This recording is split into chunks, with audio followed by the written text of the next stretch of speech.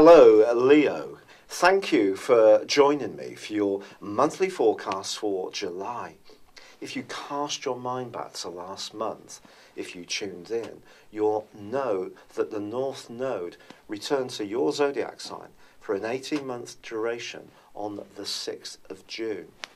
That opened a superb opportunity for you to step into a refreshed and much more authentic style of life, one which helps you to really demonstrate what makes you a one-off and unique. But it's not a one-off process to achieve that outcome. And as you enter into this month, I do feel that you may have to chop your way through some legacy issues from your past in order to move very much into the present. But you can move into that present, and it can occur in a very powerful way. The story of this month begins with a quarter moon on the very first day. And this can create the potential for some gossip or some backbiting to do the rounds. Don't necessarily open up too much to anyone that you're not particularly sure of in this first week. In addition, Mars, located in your 12th solar house, which has a tendency to stir up a lot of residual energies, past hurts and angers, is in an opposition with Pluto. When these two go face to face, it can create clashes of will, or we may encounter someone who wants to in some way hold some power over us, or something can be revealed that previously was somehow kept secret. If there's been a situation where you've been very self-sacrificing over a very long period of time, always putting other people first, I feel this is going to be the month when it reaches a tipping point, when it needs to come back much more in the direction of your true needs. So it's possible that you could be expressing some deep frustration to someone close to you, but they might be quite surprised if you've not really opened up, not in a particularly assertive way in the past. So even you could be surprised by your desire to speak out about something that's quite deeply held within you. But then in week 2 of this month, it's the sun's turn, also in your 12th solar house, of reflection, of secrets, of more spiritual aspirations. That goes face to face with Pluto. That again can create very similar influences.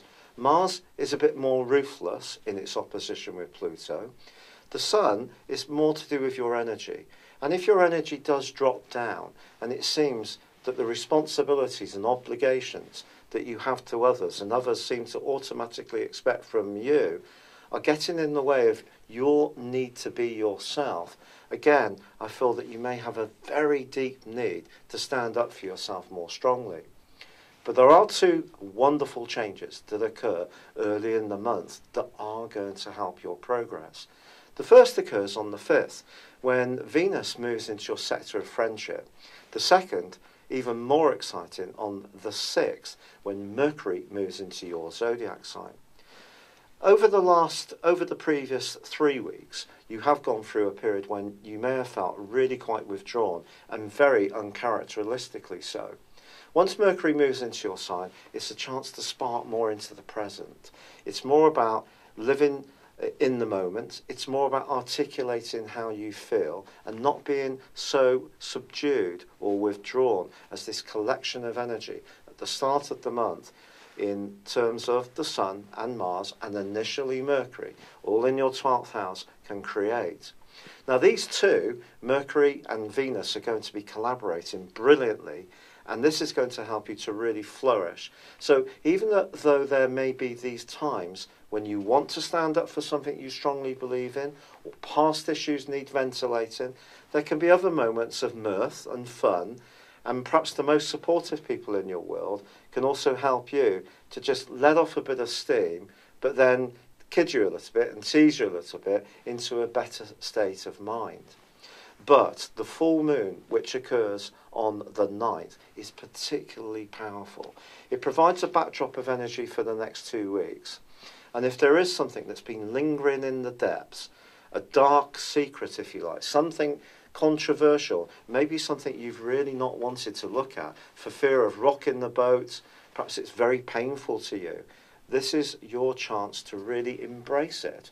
Don't turn your back on it. Look at it, hold it, because by doing so, Pluto will help to liberate you and set you free. If you try to deny the presence of this issue, it will just see you bottle it up, and your emotions won't be able to move on and heal. So it's very important stuff. Now in week 3, the Sun and also Mars are going to be combining themselves very tightly in the sign of Cancer. And if there is something you've been keeping down, it could almost be bubbling just beneath the surface like never before. But both of them are going to be in a square with Uranus in your sister fire sign of Aries. Now that's all about speaking your truth, because Uranus is not interested in doing this. It's all about wanting you to be authentic. And it's all about shock and awe. So again, you may say something that someone around you may find controversial, but it will potentially help to clear the air. There is a quarter moon on the 16th, which is emphasised in the same parts of your horoscope. If you are finding it a bit difficult at this stage of the month, your feelings could be feeling really quite raw, but keep the faith, because this is all going to work out to your ultimate benefit, as long as you can keep clearing away. If you find yourself at a very practical level wanting to chuck out loads of old clothes, recycle them to your local charity centre, perhaps move around your home so it becomes a simpler, more functioning environment, that wouldn't be a surprise either. It's almost going to be a metaphor for the clear out that you can have deep within you. But that brings us to the 21st of this month, which is probably going to be the most exciting day, really, because then Mars moves into your sign for a 6 weeks duration. He's joined up by the Sun and a fabulous new moon in Leo on the 23rd. This collection of energy is going to make the last 10 days of this month truly thrilling, exhilarating, and potentially very exciting.